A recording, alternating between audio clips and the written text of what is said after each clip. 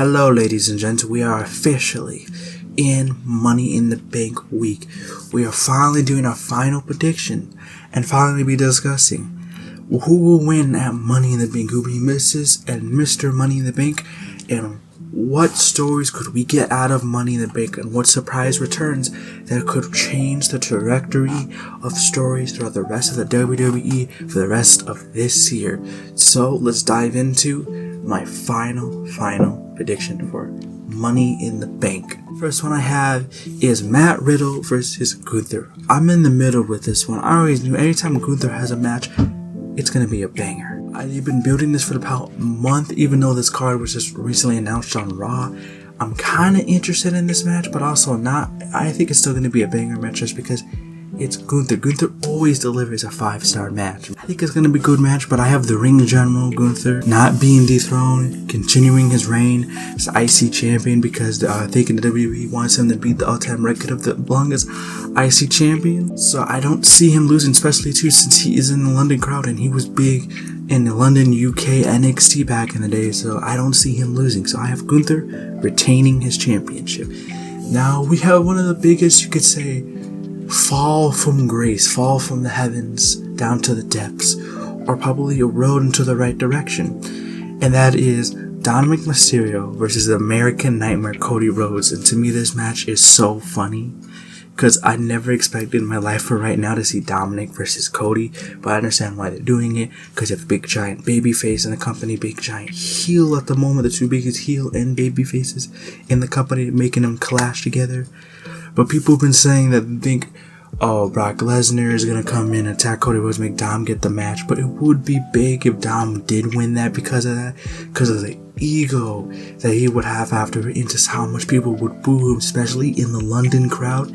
Because that London crowd is already crazy by itself. Bro, I'm telling you, if he win that, that would be crazy. But I don't think they should do that, especially one of your biggest baby faces that the WWE is obviously trying to rebuild him back to Roman Reigns. To him to make Cody Rhodes lose at Money in the Bank, losing a second pay-per-view. They could pull the trigger on that, but I don't think they should, because that'll just be bad on the momentum and just really dig in his grave, because Brock Lesnar stuff hasn't been helping him.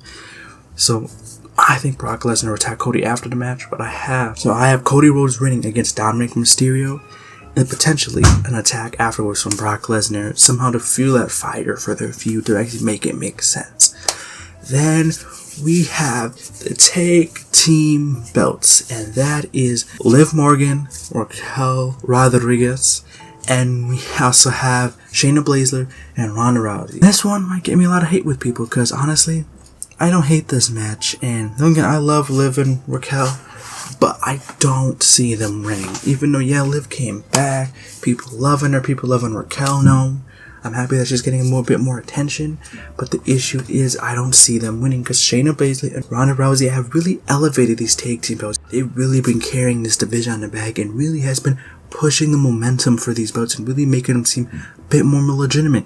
And this is the first pay-per-view event with the tag team belts. They're making it more and more legitimate, like Ronda Rousey said that she wanted to do. Even though you guys may hate her, I kind of do like her. Not much, I'm in the middle with her, but I have Shayna Baszler and Ronda Rousey winning, and I'm thinking that either at the end of this match, it's either going to be Liv who's going to turn heel and turn on Raquel to build that feud, because we're probably going to get Rhea and Raquel in the future, or we're going to see Raquel turn heel and make a big giant leap in her character, because you can tell the WWE's planting little seeds. They want her to be another main eventer in the future. So I could see these little seeds building, I could see them planting the seeds in this match. So I have Shayna Baszler and I have Ronda Rousey retaining the tag team belts. Now we get to one that, this one's been building. This one's been building. They finally brought back their story after 7 long years, and that is Seth Rollins and Finn Balor. And I feel like there's so much more to this match than meets the eye. Is one, the story between Seth Rollins. It's just that I feel like it's still a bit too early, and Seth Rollins has been doing so much as champion, and we'll get back into why he kind of needs to stay champion for another match in this card before Seth wins it, and then possibly a trilogy at maybe WrestleMania, Elimination Chamber, or Payback, whatever in the future. For right now, I have Seth Rollins retaining his championship against Finn Balor, but I'm telling you, this won't be the end of it. I feel like this is at the starting point, even though they've done so much to build Finn for this and potentially dethrone Seth Rollins. I wouldn't be surprised if they do it. I have Seth Rollins retaining just because to him to build that heavyweight belt to be more legitimate. Plus two, if Drew McIntyre does come back and they make him heel, that could be a feud for SummerSlam. So I won't be surprised if they keep Seth Rollins as champion. Now we get to the one that we all been hearing for the past months, and that is the Bloodline Civil War. I've seen so many people divided on who should win, who should lose, should he lose, should they lose. And honestly, I'm telling you the straight facts is that Roman Reigns and Solo Sikoa need to lose. Because the main factor is, so you have someone on their second tag team match together to end up, if they win, you're not discrediting that would be for the Usos, who a legitimate take, kind of lose that momentum that they had. Now, yeah, the story would help build the momentum. I'm just saying in terms of their tag team, that would really diminish it. But too, the reason also too I have the Usos retaining is because if the Usos pin Solo, not Roman, because Roman's never been pinned, and they've been building where every single time when he's supposed to be pinned, it doesn't happen. And Solo's been constantly taking pins for Roman, and they've been building this little feud between Solo and Roman because Roman makes Solo lose his undefeated streak to face Cody, to deal with Cody to WrestleMania. They make him take the pin at Night of Champions. You've seen these little seeds being planted, and I feel like if Solo takes the pin one more time on this match at Money in the Bank, they could do it where we go to SummerSlam, and that's where Solo betrays Roman, because we don't need to rush this right now with Solo. They can build this because Solo's been taking so much more losses because of helping Roman and not being by himself. So I could put it into Solo's eyes, being like, nah, I don't need Roman no more, and betrays it. So I feel like this would be the perfect thing to do to further the story of the Bloodline. But hey, that's just my opinion. But I have the Usos retaining at Money in the Bank. Now we get to the Money in the Bank, Mrs. and Mr. Money in the Bank. And we have our first one, and that's the Women's Money in the Bank.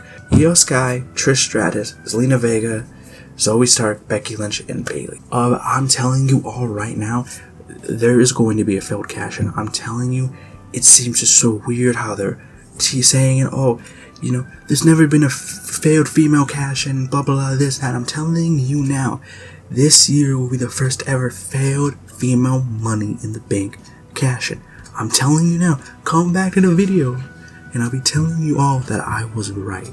Because I'm telling you, it's going to be a failed cash-in. I'm just having this hunch, I'm this gut feeling that is going to happen. Now, this one I've had so many different opinions on. There's so many different stories that are being built at the current moment for certain individuals. You know, your Bayley Eel story. You have Trish, Zoe, and Becky's story, and then Zelina's by herself. I first had Zelina probably being the top 2 people to win.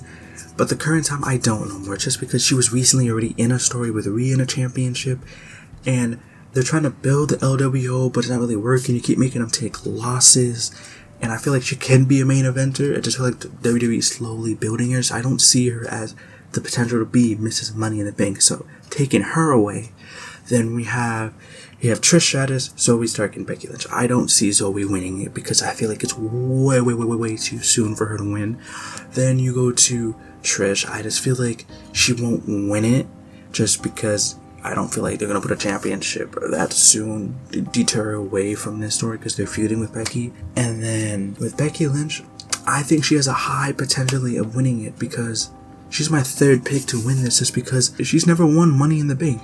Becky Lynch has never won a Money in the Bank. She's got all the championships, so it would make sense to put for her because people don't care if she loses or anything. They still love big time Bex, the man. They love her. So she could take a failed cash in. People want to hold that against her for having a failed cash in. So it would be interesting if she did lose it, because that could play into the story of her and Trish and Zoe, where Becky's about to cash in maybe on Rhea, get a chance, but then Trish costs her the cash in, or even Zoe. That would build fire and gasoline into the feud. You can also go to Io and Bayley, because for me, I have Io winning it.